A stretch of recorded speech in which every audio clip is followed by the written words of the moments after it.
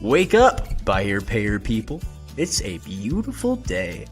Go grab yourself another cup of joe and say hello to Jim and Michelle Rhodes on the Buy Here Pay Here morning show. Take it away, you two.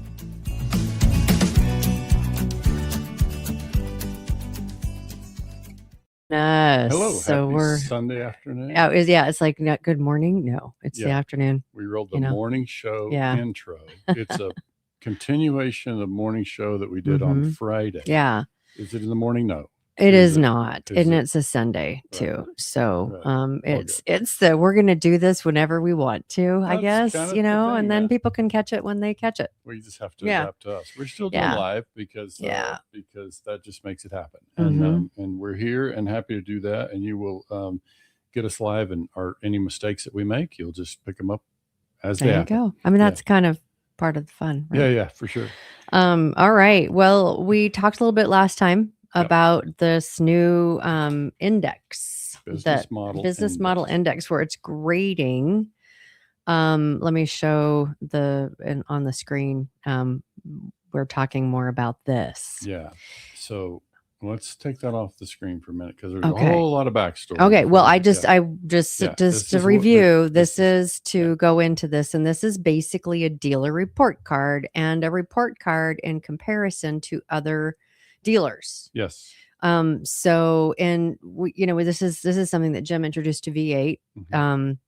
And it's so right now it's when he puts one of those together, it's just for that specific group. But this is going to be, this is like the MVP of this index. Calling it version 1.0. Version 1.0, and we will be continuing to grow onto that. And our intent is that we get to the point where you don't have to be in V8 to get a light version of this. Yeah. So, okay. Yeah.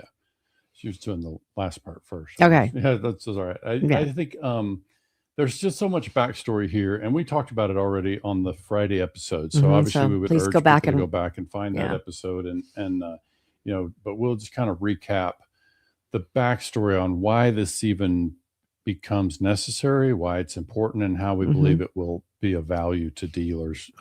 Because there's, when we look at business models, and of course I mentioned before that I've been doing this now a long time, 26 years as a coach, been around the business longer than that. The buy here, pay here specifically, and there's some lease here, pay here experience directly in there. And some regular retail experience in there. Experience, yeah. But it's when I think about the buy here, pay here thing, and I've been doing coaching all this time, and especially when I think about working with new dealers. They're new to the business, and they're asking me things like, which cost car works best? Yeah. Which deal structure? How much should I mark it up? What works best? And I think what I said on Friday was, I can give my suggestions based on my experience. I can make recommendations, and I can say, this is what I would recommend based on this. But when a dealer says, which business model is best, I don't have an answer. And I don't believe anybody else has a good one either. That's not subjective. Based on kind of broad bits of experience here and there, right? And it's one of those things that I know we see in social media communities that someone new will ask a question, and the most accurate response is, it depends. Yeah, you see that a lot. Yeah, and which is because when someone tells you definitively, as like, this is the way, a lot of there's a lot of considerations. But I found one of the things we were talking about is how interesting it is that dealers are always just like, give us KPIs, give us the benchmarks, give us the things that we should be working towards. So, but then, sometimes like an ego or whatever will get in the way of the answer of them, listening to the answer. And it's like, but that. And so our point here is, the dealers are always asking for, in our space, buy here, pay here, lease here, pay here, asking for KPIs. What are the best things that I should be doing for my business model? It still depends. This is how we address that. And we'll talk about some of the depends in there that we can, if this thing is mitigated, then it gets that much more accurate. If this thing is mitigated, then it gets more accurate. But this is really a very, my hat's off to you. When I saw this, I was like, yes.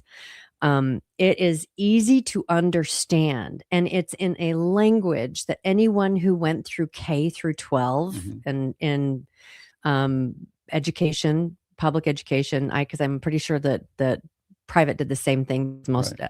They understand this, that a letter grade that's weighted. And there's some depth to this thing that we're going to cover today. So what I mean by that is it's easy to understand once you spit the letter grades out. But if you're one of the members in a B8 meeting like we had on Thursday night, and they were seeing it for the first time, and it's just at this stage it's version 1.0, and I think before we get into some of that, I want to back up and tell one more piece, which is the reason we haven't been able to do this before now is because as a coach over the years, I've had bits of data here from one dealer, and I have history for 6 to 12 months or whatever. And then I have another chunk of data over here. But V8, when we started V8 dealer groups in early 2024, now we have, by the time dealers turn in their April data, we have, most of our dealers have data back to January of 2024. So 28 months now at the time we're recording this, 28 months of data history, all stacked consistently month over month. So that's something that having that sort of data pool to draw from is step one. Well, you already know that. Like when you're asking for a letter grade, it's like, oh, my GPA, for high school is a 4.0, but you're a freshman. You need a minimum and qualifier. you need a little bit more time. So yes, you need that. But then the other piece, that the reason that we haven't been able to answer this before now, when a dealer asks me what business model works best, what cost of car should I carry, we couldn't answer it as well as we will be able to now, because combination of the data history strung together month over month, and we obviously hope to be able to pull in more data as time goes along here. But the other piece is now we have AI in our corner. That it was myself and Claude that sat down and knocked this out in a matter of hours. Yeah, I logged a couple more hours this morning, kind of stacking the weighting, because the data is the data. And what I'm working to do is remove the subjectivity and to just go in there and do everybody's math the same, which is what we always do in B8. And I'm also working here we are broadcasting live and taking everybody inside the sort of methodology that we're using behind this index, because as I said to my members on Thursday night, is in my instructions to Claude, I said, we got to structure this in a way that there's visibility into the data. Okay. So this becomes important because, first of all, I have to have high confidence in the numbers that I'm presenting to the group. Don't anyone who's worked with you understands that it's like, is it validated? Where did we come up with the numbers? That's something that the integrity of numbers is really, really important to you. I have a few dealers. I wish I had more. We have a few dealers who they are reaching out to me when they get the report. Hey, my numbers on line 27 look funky. Would you take a look at that? Right. I don't have enough of that.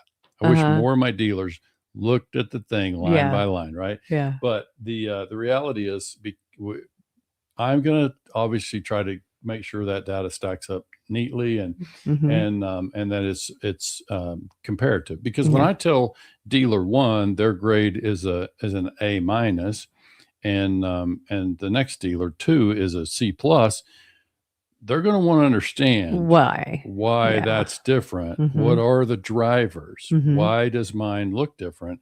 So I think the other piece that's important here is thinking about, this is all running through a Jim filter, right? It's like, what is Jim's interpretation of all the KPIs and things that we work with? Where should the decisions be made in terms of arriving at a letter grade? Okay. So this is more math. This is not essay writing. Okay. This is not like sitting in an English class and some English teacher grades it and gives some subjective sort of view of whether my essay was good. This is based on mathematics. So it's going to spit out the precise results. And I'm just going to kind of take people inside the methodology. Let's do it. Yeah, absolutely.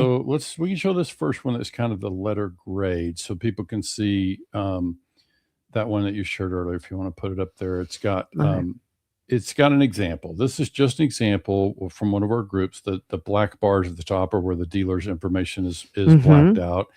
But what I think is important to see here, if you just look at that one and for our people who aren't seeing the screen, if you're just hearing this on audio. Oh, no, it is only on YouTube. So everyone's going to be seeing the screen. Okay. Yeah. Unless they're driving or whatever, listening. But, that's true. Yeah. So, so it's, the first category in this one is inventory, and then turn rate, which kind of sits between inventory and sales, right? It's a combination of those two.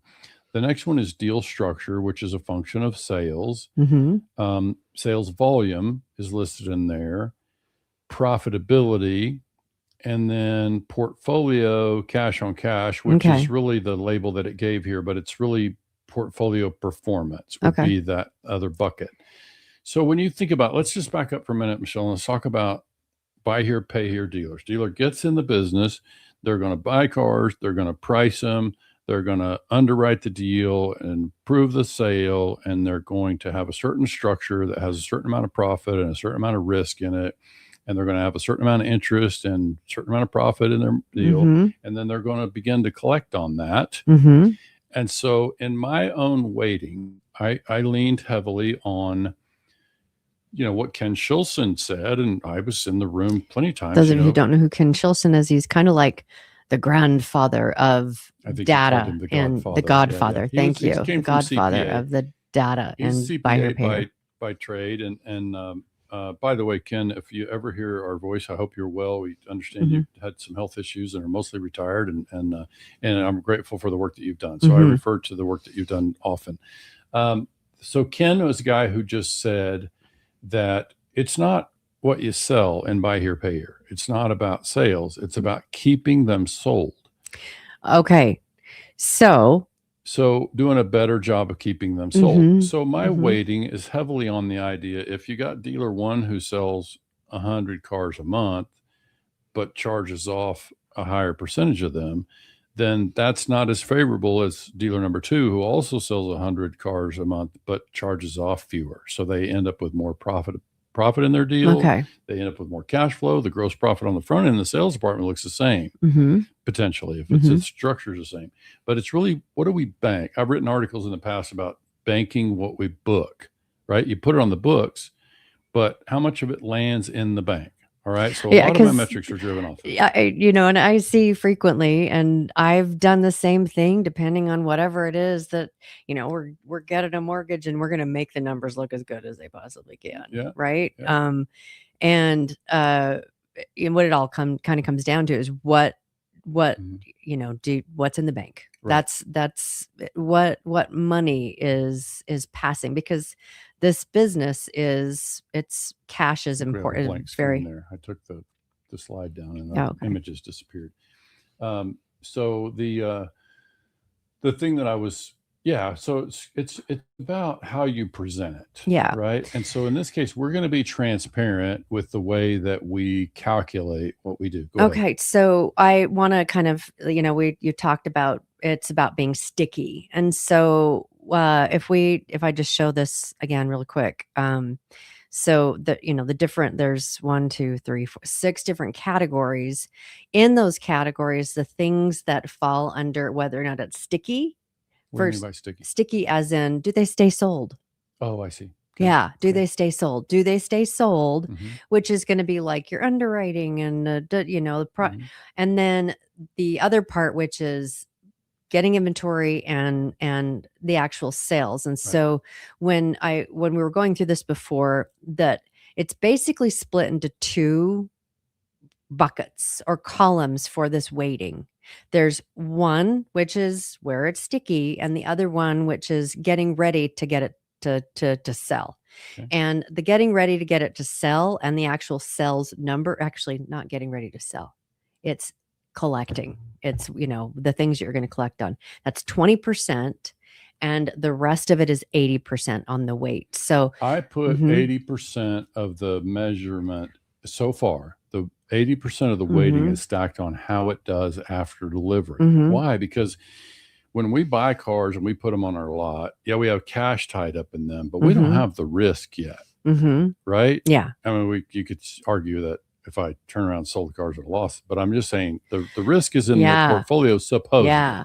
So when we decide about how to buy, how to price, how to underwrite. Yeah. So I just, for right now, the version 1.0 has 80% of the weighting in how the business performs after the car is sold. And we have been huge advocates for, you don't sell more to pull yourself out of a hole. True. You fix the processes, you fix your underwriting, you fix the things. I mean, that's more important, because if you can get them sold, I mean, if you can still sell 10, but you're saving through the course of a loan 3% more, that's like selling more. It's, and so it's not about the selling more. And what I see frequently is, and this is, we tell people this all the time when we're working with people that are coming from like franchise into buy here, pay here. It's like, we're going to beat our chests around sales. And that is not what this business is about. Right. This business is about collecting, and can you collect the money and put it in the bank? So, one of the things that I'll do, and I just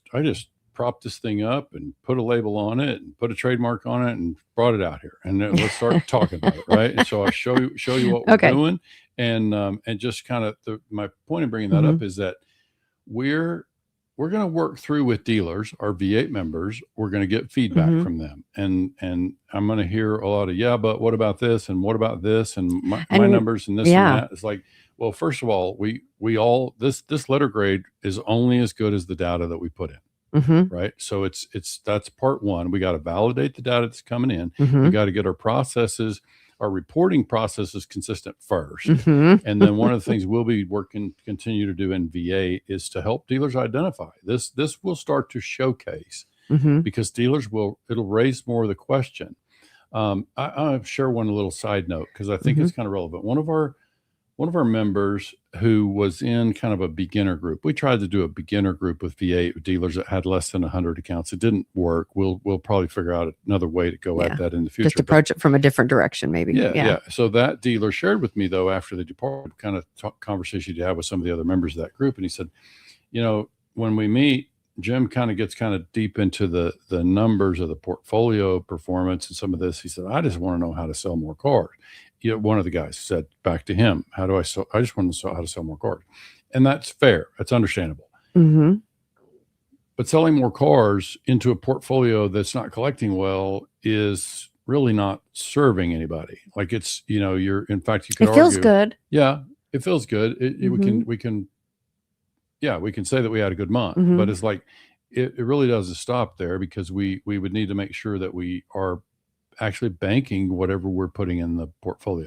So I think when we talk about the weighting that I'm going to show you here and what I've done so far, it's important to remember that, and why when we think about numbers like sales and inventory and rate of turning inventory, those things become a way to point back to when a dealer asks me, and when we run it through Claude, it's a way to say, which performs better? Well, I have to be able to ask the dealer.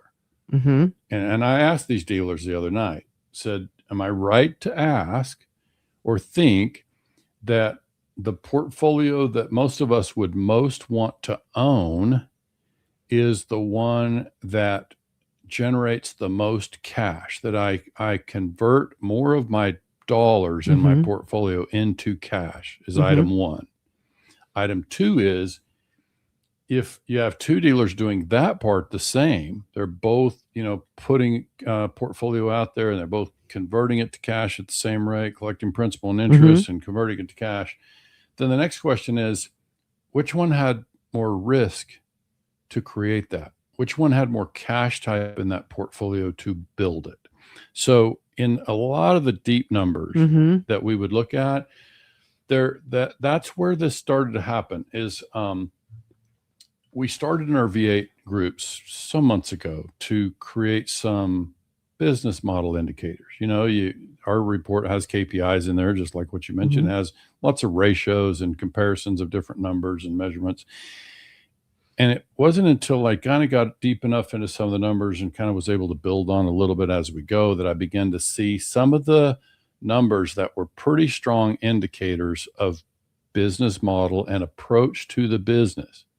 Okay. So that started to really just show up in the numbers. So for example, you're looking at a number that says this dealer converts X amount of money into their of their portfolio into cash across 24 months, but they may have more portfolio remaining to collect at the 24-month mark. Okay. So that's an indication of a different approach. They're doing a longer term contract perhaps than the other. It's a different approach. I measure a lot of stuff off of 24 months in V8, and this is probably the right time to go into why, because a lot of the numbers that we would talk about, and I'll show some slides here in a minute, but there are two things to know. When we typically work off of a 6-month rolling average. So when we talk about an average unit cost or any of the numbers, I'm referring to the whiteboard again, like we did Friday, because I'm looking at the stuff that's sketched out up there. But if you look at an average inventory cost, we're usually looking at the average cost of units on the ground, of average over the last 6 months. Okay, so that's a pretty good amount of history. Why you do that? Because it can be up and down, and the longer you look at it, the better indication you have of the dealer's actual patterns, right? Okay. So we're looking at 6 months of history of data typically when it's available, and it's almost always available in the numbers we're talking about. And then the next thing would be to project 24 months. And I cut that off to say, let's look at what we squeeze out of the portfolios in an upcoming 24-month period. And we look at everybody the same. And the nice thing about that is that encapsulates most dealers, because there are some dealers that their loans or their notes are only 24 months or whatever. Yeah. And so this is a really good indicator. And when you talk to people that understand portfolio runoff and all of those, is that if it can reach the 18-month mark, is that it's kind of that's most of the stuff that's going to fall off just because it's not a good note will be gone by then. Right. So, yeah. Yeah. And for me, it was just a way to make sure that we ran everything through the same filter. And I picked 24 months for a variety of reasons. Among the others would be that I'm encouraging our members to always examine their yield, we can say, across 24 months, because I want them to be in a position to trade their customer into another car. You and I have done a whole separate podcast about that. But that's one of the reasons I went there, is to say, let's look at what position we're in the contract at 24 months so that we can make a better decision about whether it makes sense mathematically for us to trade. Okay. So there's other reasons there, but I think much of what we're going to talk about here is going to be based on a 24-month projection. So let me go ahead and share this one screen. I'll do it so we know which one. All right. So what you've got there is the kind of the weighting. I grouped them by color. So you can see inventory category up there, the two blue sections. I'm using reconditioned cost of the car. And then I'm using the inventory count. How many cars do we keep on the ground? What is our average cost? That's really all I'm looking at in terms of the inventory side. And then when we step into sales, that yellow section, I'm looking at volume of sales. I'm looking at the rate of turn, which is again kind of a function of how fast do we turn over the inventory that we own. And then the next one would be deal structure. Okay. So on that one, I chose to look at the reward to risk ratio you've heard me talk about. We're looking at the amount of profit in the deal relative to the risk that we have. Okay. Our risk would be the cost in the car minus whatever down payment we get from the customer. It's like when they roll off the lot. Right. those top 5 things are done. Correct. Yeah. Yeah. And we don't know, for us to say, now a dealer asked me which business model works best. Well, I can't answer anything yet based on those 5 categories that I just gave you. Right. I don't, and a buy here, pay here. I mean, in a retail store, that's the whole story. Sure. That's the whole story. Yeah, we're killing it. And we're killing we sold 100 and this we made again X amount of profit is why when we bring franchise dealers in, and it's like, you want to get into this, is understand that what it is that you get so excited about is such a small percentage of what really matters. Yeah, it's true. And it's we've talked to a lot. People can do a search on our podcast track for the paradigm shift, because that is part of what she's touching on. I think this is sometimes when people are new, even if they're coming from entrepreneurship, which seems to be a lot of the people that we meet, they're kind of more of out of a finance background. And so this is really just kind of helping them understand, so those first categories, that yellow and blue there, the reason they're in my metric is because I'm asking Claude to tie back to those. And because now when a dealer asks me, and we can grade those things, when a dealer asks me which business model works best, which cost of car should I carry, I'll soon be able to say, well, the dealers, if your measurement of best is the one that I would recommend, which is the rate at which you recover cash, now I can say those dealers have this kind of inventory, and they may have this kind of, the sales volume probably won't be, but it'll tell them these dealers are doing more. Yeah. Well, because why sales count? Well, sales count volume, we'll be able to tie that to these other metrics like adjusted gross profit and some of these other things that are happening in the kind of the heavier part of the weighting, to be able to point back and say, the dealers who are performing best in terms of the after delivery numbers, their profile on the front end looks like this. Yeah. Right? Yeah. One of the things I see is, we've talked the paradigm shift, new people coming in, all of that, is that that's really only the only thing that most entrepreneurs know. It's like, is the getting them in the funnel, having the right product, and selling them. Yeah. So most entrepreneurs understand that. When you're in buy here, pay here, you're also a bank, and banks don't do it like that. It's not the same thing as it's now, and that it's where you have to start understanding numbers. Right. And that's a hard thing for, entrepreneurs. It's like, I can understand this, and this, and this, but it's now let's dive into how, what numbers are really driving things in your business. So this is like a 101 business thing, is everything yellow, blue.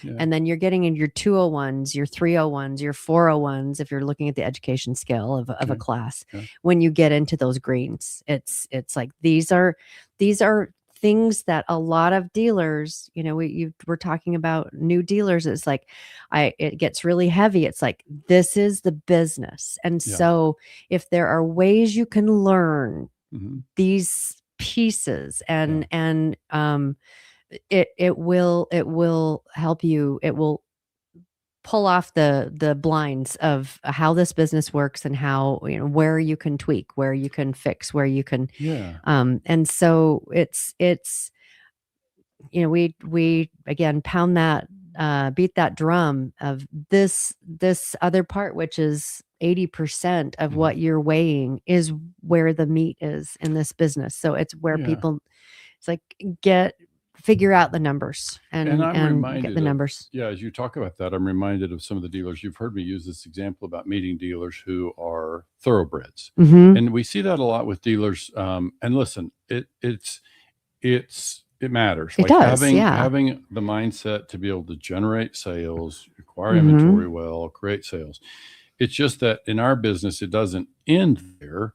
We don't just get to talk about sales and not address the collection side, because the reason that the thoroughbred thing can be a problem, you've also heard me say that ours happens to be a business that it's a beautiful business. You can create almost anything you want. You can create equity, you can create cash flow, some combination. You can build a heck of a business in a buy here, pay here, and lease here, pay here business model. You can also race yourself right off a cliff by just sell, and just keep pumping out sales and not fixing the back end, so to speak, that helps those customers stay sold, keep them on the books, get the money in the bank. Yes. Like we're just kidding ourselves sometimes. So what this starts to do is allow us to give dealers a letter grade that says, you might like what you're doing.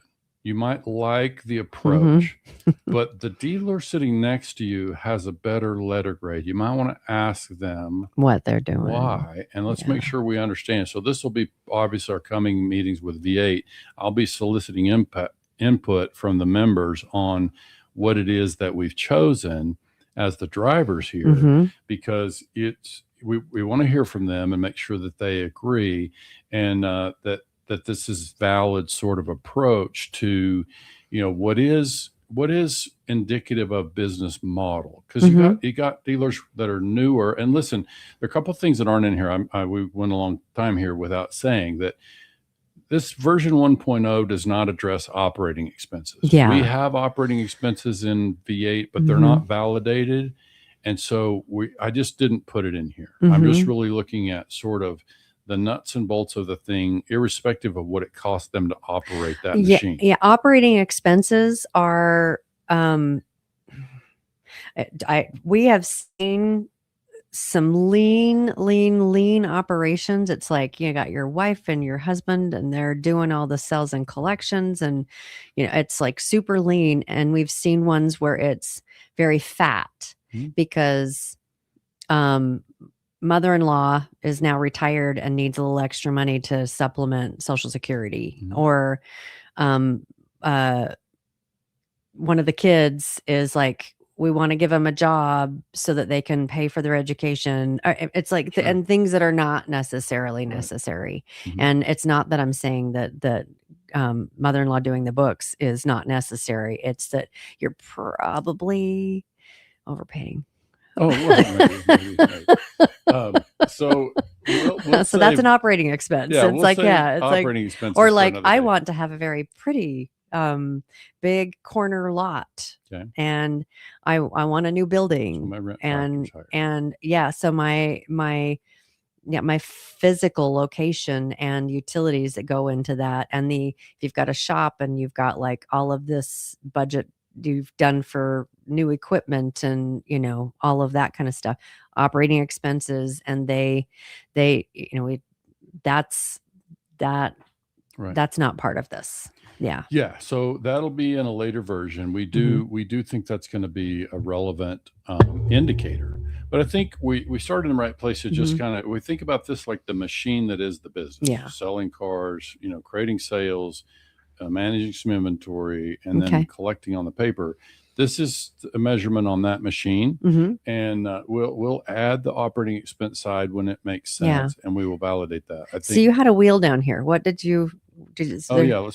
So we're gonna bring that in, so you can kind of see it visually, like how much the green or the two darker greens, how much of this is that the pieces that happen after the car has left the lot. So the blue slivers up there are two of them in this illustration. Those are the inventory related things. The yellow ones would be the sales ones, and even though they're more categories, they still represent a small percentage of what's happening here. So I think, because I feel like when somebody asks me which business model is best, you've got to mean what's going to make me the most money. Yeah. And I said that I would ask questions. It's like, where does marketing come into this? It doesn't. It doesn't come into this. It's not part of this. Business model is not about how much money you're putting into marketing.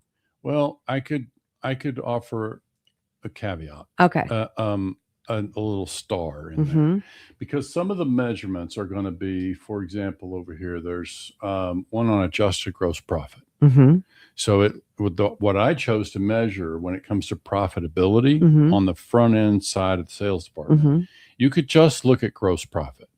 But what I chose to do was look at adjusted gross profit, which I don't have the thing up here, but let me just run through for our listeners what adjusted gross profit is. Basically everything in your buy here, pay here, or lease here, pay here business before expenses. So the main components would be profit on sales, whatever you sold this month. If I'm just looking at a single month, how many I sold and how much profit, that's my gross profit on the sales that occurred this month. My interest income that I collected that month is another form of income. That one's in cash, right? And then the others are going to be adjustments for repo losses. So it's, you could say it's just a net charge-off. You typically have a gross charge-off number and then adjust the recoveries that you brought back in from repos, and that gives you a net. So that's adjusted gross profit. And what I'm choosing to do is take that adjusted gross profit and divide it by total gross profit, which will be a pretty good indication of back to what's sticking. Granted, the charge-offs that we're doing today might be cars that we sold 15 months ago, but that's still, it's a reflection of profitability today, which is what your bank is going to be looking at, is what is your current profitability, what's your P&L look like. And the other thing that's important to mention here, Michelle, is a lot of our dealers have finance companies, right? They have a related finance company. So I should have also said, and it kind of goes back to the presentation we did at NIADA last year on profitability, because it's really just, we're just basically saying, let's keep it simple. Let's put it all globally. Let's bring it all together globally, which is almost always the way I think about it. An RFC is simply a tax strategy. Typically, there can be some other strategies and benefits to doing it, but that's just inside an operation. You got a sales arm over here buying cars and selling cars, and then you got a finance company. But in a typical buy here, pay here operation, all of them being the same LLC or C Corp, whatever. This just happens to be two different companies, but we bring all those numbers back together, in a single place. And now you've just got you've got a global look at the thing, irrespective of whether you got a finance company or not. We're just being able to measure, how much of this money are we able to convert into cash? And then, of course, eventually we'd want to look at what's it costing us to run the machine, But right now we're just saying, which machine works better? Right? Right. And so this is a step in that direction. And like I say, it's 1.0.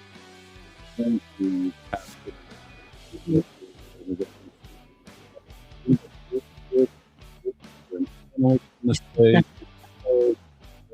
would hear from you if you have different ideas. Absolutely. About how that ought to be. And if you're interested in joining a V8 group, best way to get there is go to whitehatway.com. It is a product of White Hat Way, and there is one of the pages for V8 answers a few questions. You can fill out a form if you'd like that, or if you you can reach us from that too as well. So, all right, everybody, enjoy your rest of your Sunday. Tomorrow is Memorial Day. That's right. And hopefully everyone's barbecuing and doing fun family things and remembering their loved ones that have passed. Right. So, all right, everybody, thanks again so much for joining us. And we know you got other things to do. We just appreciate you making us part of that. So we will see you guys on the other side. Have a great day, everybody.